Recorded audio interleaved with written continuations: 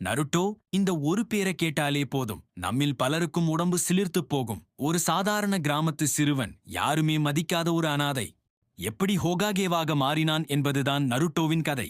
நம்மில் பலருக்கும் இது வெறும் ஒரு அனிமே தொடர் இல்லை. இது ஒரு உணர்வு, நம்ம கூடவே வளர்ந்த ஒரு நண்பன் மாதிரி.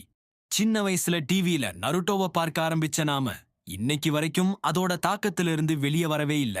நருட்டோ ஏன் இவ்வளவு ஸ்பெஷல்? ஏன்னா அது வெறும் சண்டை, சாகசம் மட்டுமில்ல. நட்பு, அன்பு, தியாகம், விடாமுயற்சி, நம்பிக்கையின் வாழ்க்கையோட பல முக்கியமான பாடங்களை நமக்கு சொல்லிக் கொடுத்திருக்கு. தோல்வி வரும்போது துவண்டு போகாம எப்படி மீண்டும் மீண்டும் முயற்சி செய்யணும்னு நருட்டோவை பார்த்துதான் கத்துக்கிட்டோம். நான் என் வார்த்தையை என்னைக்குமே மீறமாட்டேன், அதுதான் என்னோட நிஞ்சா வழி. நருட்டோ சொல்ற ஒவ்வொரு தடவையும் நமக்கே ஒரு புது உத்வேகம் பிறக்கும். ஜிராயாவோட மரணம், இடாச்சியோட தியாகம், பெயினோட தத்துவம், அப்புறம் நருட்டோவும் சாசுகேவும் கடைசியில ஒன்னு சேர்ற அந்த தருணம், இதெல்லாம் வெறும் காட்சிகள் இல்லை, நம்ம மனசுல ஆழமா பதிஞ்ச நினைவுகள். ஒவ்வொரு கேரக்டருக்கும் ஒரு கதை இருக்கு, ஒரு வலி இருக்கு. நம்மளால அவங்க எல்லார் கூடவும் ஒரு கனெக்ட் பண்ணிக்க முடிஞ்சதுதான் இந்த சீரிஸோட மிகப்பெரிய வெற்றி. நருட்டோ ஷிப்புடன் முடிஞ்சப்போ நம்ம மனசுல ஒரு பெரிய வெற்றிடம் உருவான மாதிரி இருந்துச்சு. ஆனா போருட்டோ வந்ததுக்கு அப்புறம் அந்த வெற்றிடம் கொஞ்சம் நிரம்புச்சு. நம்ம ஹீரோ நருட்டோ ஹோகாகேவா இருக்கிறதை பார்க்கிறது, அவனோட பையன் போருட்டோ புது சாகசங்களை செய்யறதை பார்க்கிறது எல்லாம் சந்தோஷமாதான் இருந்துச்சு. போருட்டோவுக்கும் ஒரு தனி ரசிகர் பட்டாளமே இருக்கு. புது தலைமுறை, புது வில்லன்கள், புது டெக்னிக்குகள்னு அதுவும் நல்லாதான் போயிட்டு இருக்கு. ஆனா இப்போ சோஷியல் மீடியாவுல ஒரு விஷயம் பயங்கரமா ட்ரெண்ட் ஆகிட்டு இருக்கு. அது என்னன்னா, நருட்டோவுக்கு ஒரு புது சீசன் வேணும், அதுவும் நருட்டோவோட அடல்ட் காலகட்டத்தை மையமா வச்சு ஒரு கதை வேணும்னு தான். ஆமாங்க, நருட்டோ ஹோகாகேவானதுக்கு அப்புறம் அவனோட வாழ்க்கை எப்படி இருந்துச்சு, 4வது பெரிய நிஞ்சா போருக்கு அப்புறம் அவன் செஞ்ச சாதனைகள் என்னென்ன, உலக அமைதியை காப்பாற்ற அவன் என்னென்ன சவால்களை சந்திச்சான். யோசிச்சு பாருங்க. ஹோகாகேவா இருக்கிற நருட்டோ பழைய எதிரிகளோட மிச்ச சொச்சங்களையோ அல்லது முற்றிலும் புதிய சக்தி வாய்ந்த அச்சுறுத்தல்களையோ எதிர்கொள்ற ஒரு கதை. இதுல அவனோட பழைய நண்பர்களான ஷிகமாரு, சகுரா, ககாஷி எல்லாரும் அவனுக்கு எப்படி உதவி செய்றாங்கன்னு பார்க்கிறதே தனி அனுபவமா இருக்கும். சாசுகே தன்னோட பயணத்திலிருந்து திரும்பி வந்து நருட்டோ கூட சேர்ந்து ஒரு பெரிய ஆபத்தை எப்படி தடுக்கிறான்னு ஒரு ஆர்க் வந்தா எப்படி இருக்கும், நினைச்சு பார்க்கவே கூஸ்பம்ஸ் வருதுல்ல.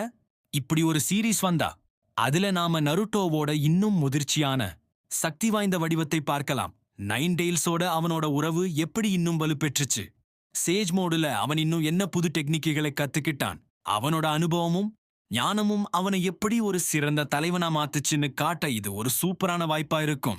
நிறைய ரசிகர்கள் கேட்கிற இன்னொரு விஷயம், மினாட்டோவோட கதை, அதாவது yellow flash of the leaf அப்படின்னு புகழப்பட்ட 4ஆம் ஹோகாகே மினாட்டோ நமிகாசேவோட வாழ்க்கை வரலாறு. நருட்டோவோட அப்பா எப்படி ஒரு ஜாம்பவானா உருவானாரு, குஷினாவோட அவரோட காதல் கதை எப்படி ஆரம்பிச்சது, 3வது பெரிய நிஞ்சா போர்ல அவரோட பங்களிப்பு என்ன, ஜிராயா கூட அவரோட பயிற்சி நாட்கள் எப்படி இருந்துச்சு. இதையெல்லாம் ஒரு தனி சீரீஸா எடுத்தா அது கண்டிப்பா மிகப்பெரிய ஹிட் அடிக்கும்.